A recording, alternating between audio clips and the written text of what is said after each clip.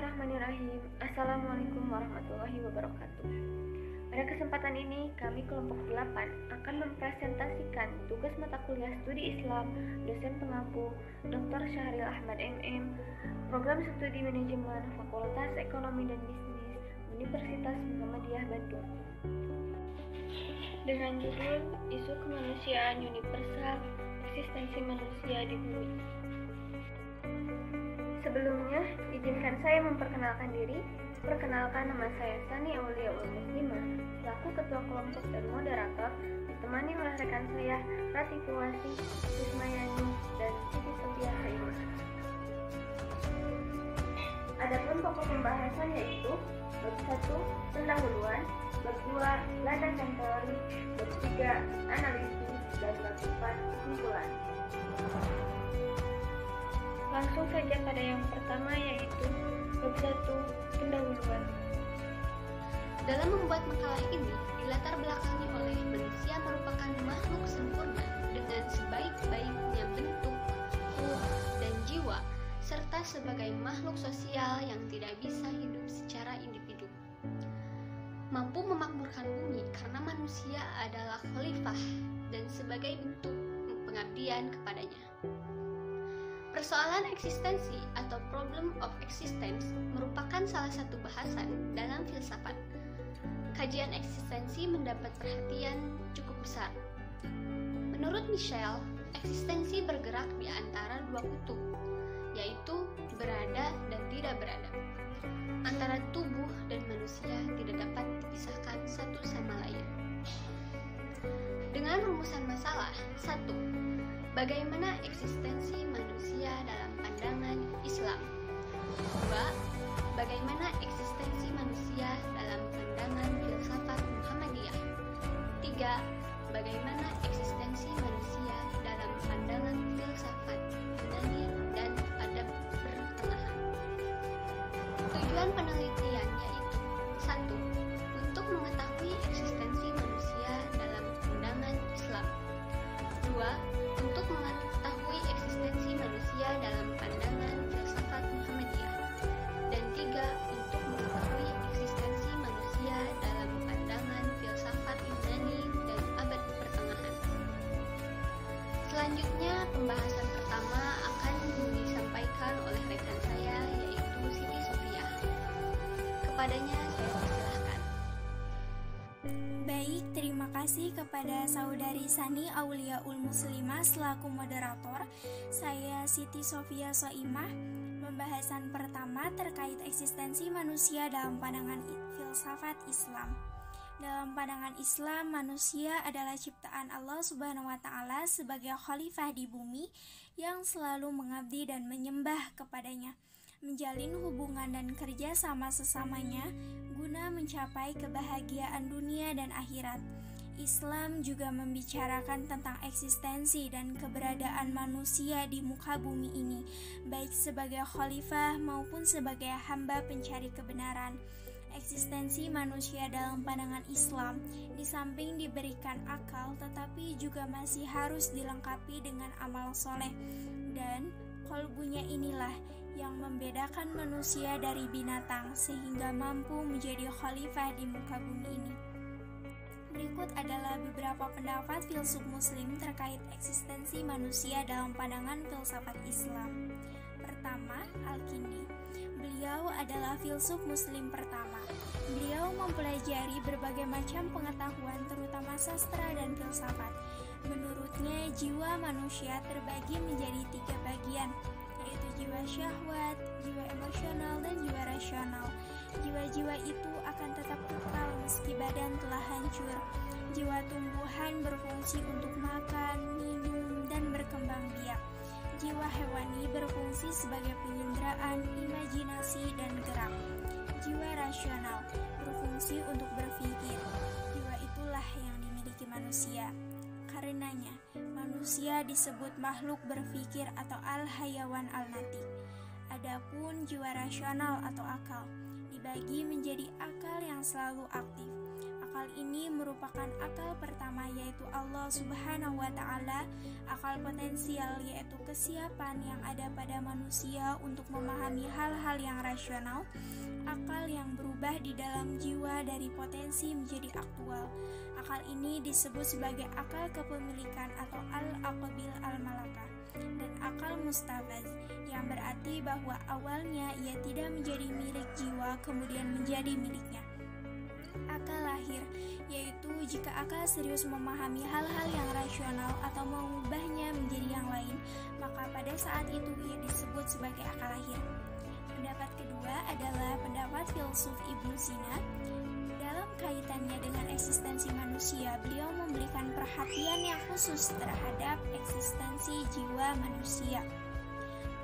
Beliau mengemukakan tentang kesatuan antara jiwa dan raga yang sangat relevan dengan pendidikan rohani, yaitu perlu ditekankan upaya pendidikan yang komprehensif dan holistik, yakni pendidikan yang menyeluruh dan utuh meliputi seluruh potensi hubungan jiwa dan raga. Sebagaimana Aristoteles, Ibnu Sina menekankan eratnya hubungan antara jiwa dan raga. Beliau mengatakan bahwa dalam jiwa manusia itu terletak kekuatan berpikir, memahami, dan membedakan sesuatu. Inilah daya atau kekuatan jiwa yang paling substansial dan esensi. Baginya, antara jiwa dan akal itu satu adanya.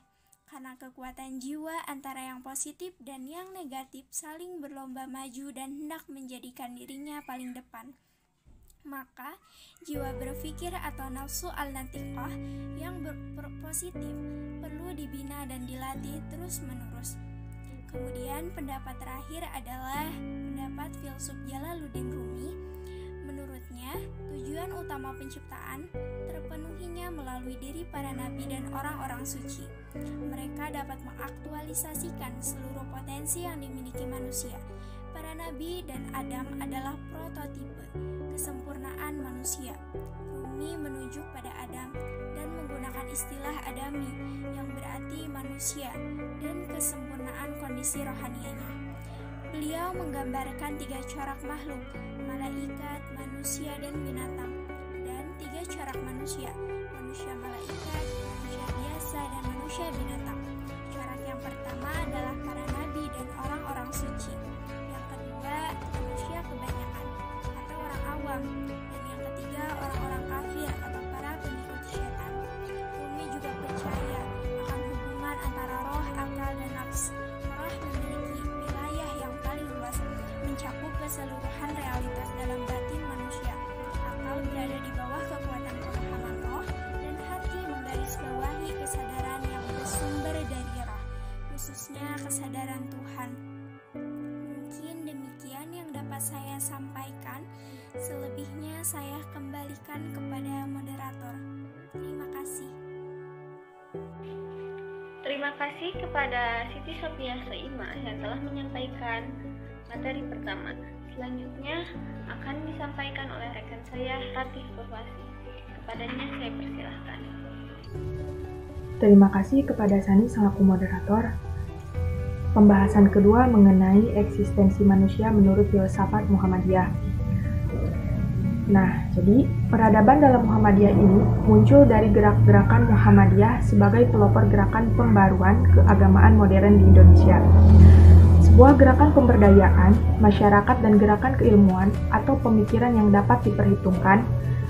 Gerakan keilmuan atau rasionalisme ini muncul dari ciri khusus yang melekat pada diri Muhammadiyah ini yang disampaikan oleh Abdul Munir Mulhan, yaitu adanya ciri-ciri pertumbuhan dan kemajuan.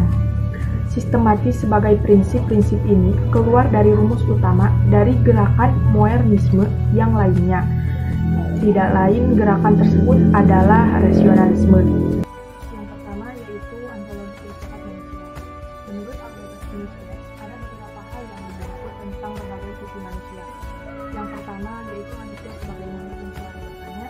Yang kedua yaitu manusia sebagai makhluk yang yang ketiga yaitu manusia sebagai makhluk Dan yang keempat, manusia adalah makhluk yang dinamis. Yang terakhir, yang kelima, yaitu manusia sebagai makhluk yang multidimensional. Yang kedua, yaitu epistemologi filsafat manusia. Epistemologi menyangkut penciptaan manusia yang menggunakan teori penciptaan kreasionisme.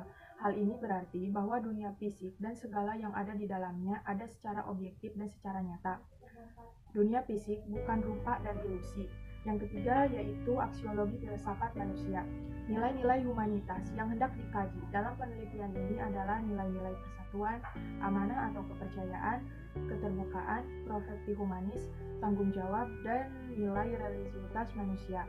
Selanjutnya yaitu pemikiran Muhammadiyah tentang filsafat manusia, ontologi dan hubungan manusia. Manusia mempunyai peran dan posisi khusus di antara komponen alam dan makhluk ciptaan Tuhan yang lain, yakni sebagai khalifah atau wakil Tuhan dan pemimpin di bumi. Menurut Learning, pengertian manusia di atas merupakan dalam kategori sudut pandang yang kedua, yaitu sudut pandang satu arah. Satu arah tersebut adalah arah manusia dalam berhubungan dengan alam raya yang mempunyai tiga hubungan yang saling menguntungkan.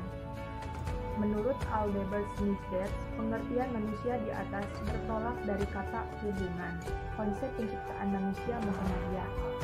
Muhammadiyah mempunyai pemikiran bahwa manusia tercipta dari evolusi dari seekor kera besar, tetapi berasal dari keturunan Nabi, yaitu Nabi Adam alaihissalam. Aksiologi filsafat manusia menurut Muhammadiyah. Yang pertama yaitu nilai-nilai humanitas menurut Muhammadiyah, yang kedua yaitu kualitas manusia Muhammadiyah.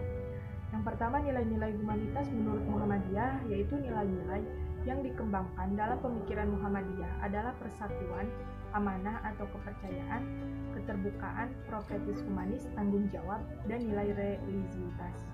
Selanjutnya yaitu kualitas manusia Muhammadiyah, yaitu Muhammadiyah memberikan terminologi manusia-manusia yang berkualitas dengan kata manusia muslimin. Muhammadiyah memberikan beberapa karakteristik apa yang disebut sebagai manusia muslimin, yaitu yang pertama kepribadian mukmin, yang kedua kepribadian muhsin, dan yang ketiga yaitu kepribadian muttaqin. Terima kasih kepada Sani selaku moderator. Pembahasan ketiga mengenai eksistensi manusia dalam pandangan filsafat Yunani dan abad pertengahan sebelum. Filsuf Yunani. Yang pertama adalah Socrates, memperkenalkan metode dialog dan induksi. Tujuan tertinggi kehidupan manusia adalah mencapai kebahagiaan atau eudaimonia. Yang kedua ada Plato. Filsafat manusia Plato bersifat dualistis. Jiwa itu paling utama atau dipenjarakan dalam berbentuk sastra untuk mengungkapkan suatu intuisi tentang hakikat manusia. Yang ketiga ada Aristoteles, manusia sebagai subjek pengetahuan. Aristoteles menentang dualisme Plato. Filsafat Barat abad pertengahan. Yang pertama ada Marcus Aurelius Agustinius, memandang manusia sebagai ciptaan Allah. Segala makhluk merupakan vestigia Dei atau jejak-jejak Allah yang memaklumkan bahwa Allah telah lewat. Yang kedua ada Thomas Aquinas, manusia adalah suatu kesatuan yang terdiri dari jiwa dan badan. Melawan anggapan Plato, Thomas mengajarkan bahwa pertautan antara jiwa dan tubuh manusia harus dilihat antara bentuk jiwa dan materi tubuh. Yang ketiga ada René Descartes. Ajaran Descartes tentang manusia sesuai dengan pandangannya yang dualistis mengenai keterpisahan antara substansi rohani dan substansi bendawi. Yang keempat ada Karl Marx. Konsep Marx tentang manusia diuraikan dengan sangat baik oleh Erich Fromm dalam Marx Concept of Man. Potensi manusia bagi Marx adalah potensi yang diterima begitu saja manusia sekarang. Yang kelima ada Sigmund Freud. Menurut Freud, jiwa manusia terdiri dari tiga bagian. Yang pertama ada ID, ego, dan superego. Baiklah, terima kasih kepada rekan saya Rismayani yang telah memaparkan materi praktik. Selanjutnya kita akan masuki kepada materi analisis. Pemaparan pertama akan disampaikan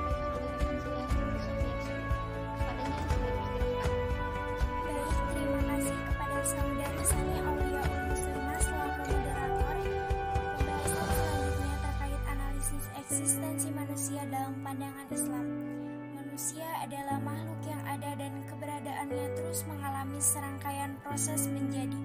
Dalam proses itu, manusia bergerak menuju arah kesempurnaan atau sesuatu yang dianggap sempurna. Dari dimensi fisik, manusia bermula dari bayi, tumbuh berkembang menjadi remaja, dewasa, dan akhirnya tua serta manula. Dari dimensi psikis, manusia mengawali hidupnya dari tidak mengetahui sesuatu apapun. Kemudian Allah Subhanahu wa Ta'ala menganugerahkan potensi pendengaran, penglihatan, dan hati, sehingga dengan mengembangkan potensi itu, manusia akan mampu menjadi makhluk yang bersyukur. Sebagaimana firman Allah dalam Quran surah An-Nahl ayat 78, Wallahu akhrajakum min butuni ummahatikum la ta'lamuna syai'an wa ja'ala lakumus sam'a wal absara wal af'idata la'allakum tashkurun. Yang artinya, Allah mengeluarkan kamu dari ibumu dalam keadaan tidak mengetahui sesuatu, dan Dia menjadikan bagi kamu pendengaran, penglihatan, dan hati nurani agar kamu bersyukur. Maka pendidikan Islam merupakan suatu proses atau serangkaian tahap di mana manusia dididik secara berkelanjutan menuju ke arah kesempurnaan atau sesuatu yang dianggap sempurna atau insan kamil, agar ia bisa bersyukur kepada Sang Maha Pencipta. Prinsip terpenting yang harus dianut oleh pendidikan Islami adalah asas tauhid dan belajar sepanjang hayat, dari buayan hingga liang lahat. Ar-Rasyidin 2008-163. Bereksistensi tanpa beragama mungkin bukan pilihan yang tepat. Di dunia yang mulai merindukan kesejukan spiritual seperti sekarang ini, keberadaan agama tidak bisa diabaikan begitu saja. Kata agama tidak dapat dipahami hanya dalam kerangka identitas formal seperti Islam, Kristen, dan lainnya. Lebih dari itu, ia harus dipahami dalam kerangka nilai-nilai teologis yang terkandung di dalamnya. Dalam upaya melahirkan generasi eksistensialis ini, Islam sebenarnya memiliki peranan besar di dalamnya, terutama melalui sistem pendidikannya yang berbasis ajaran Islam.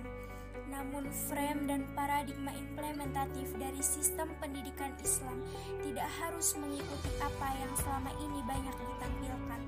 Menurut Khodari Arif, kesalahan terbesar dari sistem pendidikan Islam yang kita anut belakangan ini adalah penggunaan sistem pembelajaran tradisionalistik yang lebih mementingkan ta'lim atau pembelajaran berbasis doktrin mutlak daripada dirasah atau pengajaran konstekstual metode apresiasi dan kajian.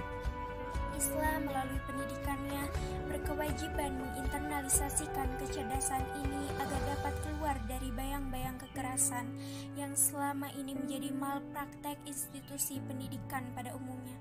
Mengapa harus Islam? Menurut Budi Munawwar Rahman, Islam tidak hanya mampu memberikan sumbangsih besar terhadap Barat selama ini, tetapi juga mampu membuat Barat saat ini melirik Islam saat mereka dilanda berbagai krisis. Dapat disimpulkan bahwa hanya agama Islamlah yang memiliki peran besar dalam menyadarkan umat manusia di dunia melalui pendidikan spiritualnya. Kecerdasan spiritual tidak hanya memberikan kemampuan peserta didik dalam memahami realitas, tetapi juga makna dan nilai.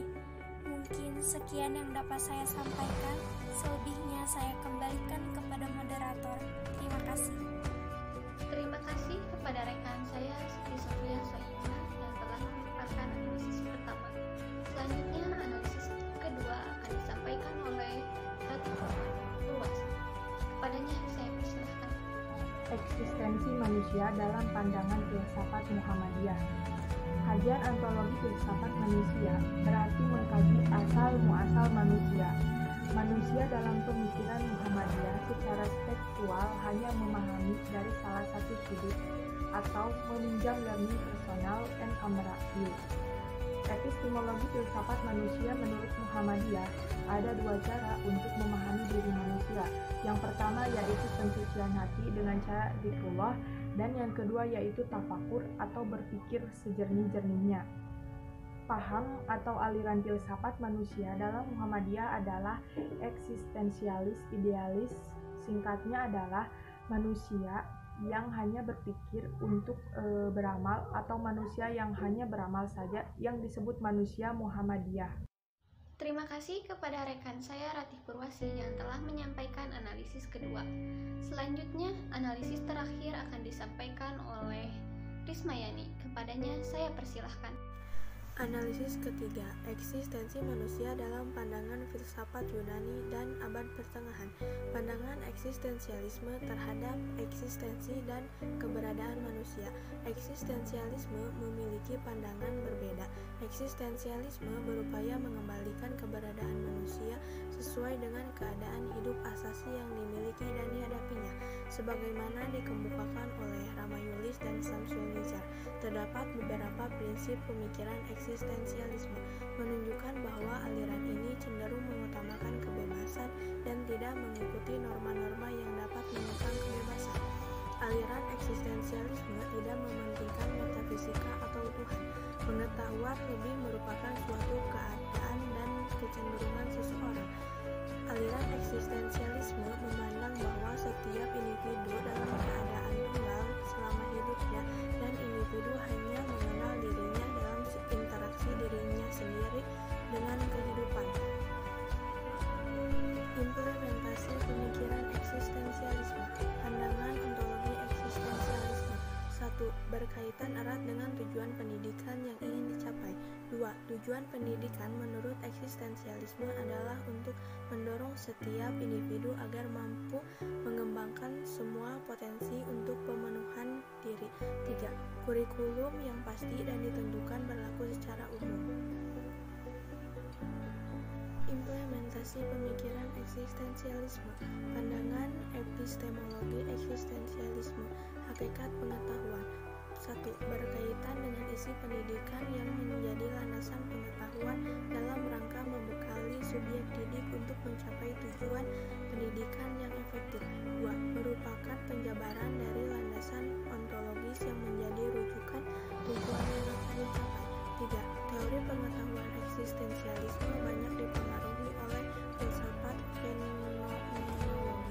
4. Pengetahuan manusia tergantung pada pemahamannya tentang realitas, tergantung pada interpretasi manusia pada realitas. Implementasi pemikiran eksistensialisme. Aksiologi eksistensialisme. Hakikat penilaian. 1. Menekankan kebebasan dalam tindakan. 2. Eksistensialisme nampaknya lebih cenderung kepada penggunaan metode Socrates dalam pengajaran, yaitu metode induksi.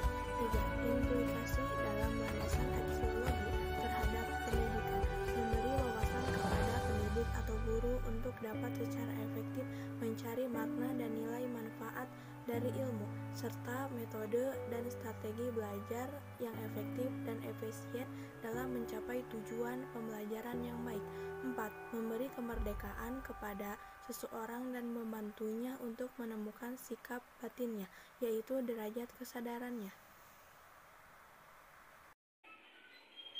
Terima kasih kepada Rismayani yang telah memaparkan materi terakhir di bab 3. Selanjutnya yaitu materi pada bab terakhir kesimpulan. 1. Kehidupan manusia menurut eksistensialisme filsuf bahwa eksistensi manusia terdapat pada kebebasan. 2. Menurut tajdid Muhammadiyah, manusia itu diciptakan sangat jelas di dalam Al-Quran dari nutfah dan air mani. Quran Surat Al-Mu'minun ayat 12-14 dan Quran Surat At-Tin ayat 4. Ini membantah eksistensi pembuatan manusia dari apapun termasuk dari kera.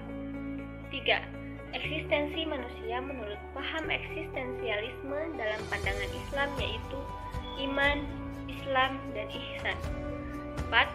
Keberadaan manusia menurut Islam bukan hanya sebagai hamba atau manusia, tetapi sebagai khalifah fil ardi yang akan mempertanggungjawabkan seluruh amal hidupnya di hadapan Allah Subhanahu wa Ta'ala sebagai Sang Pencipta. Sekian presentasi dari kelompok kami. Benarnya dari Allah dan salahnya dari kami sendiri. Semoga Allah mengampuni. Jazakumullah khairan katsira. Nun wal qalami wa ma yasturun. Fastabiqul khairat. Wassalamualaikum warahmatullahi wabarakatuh.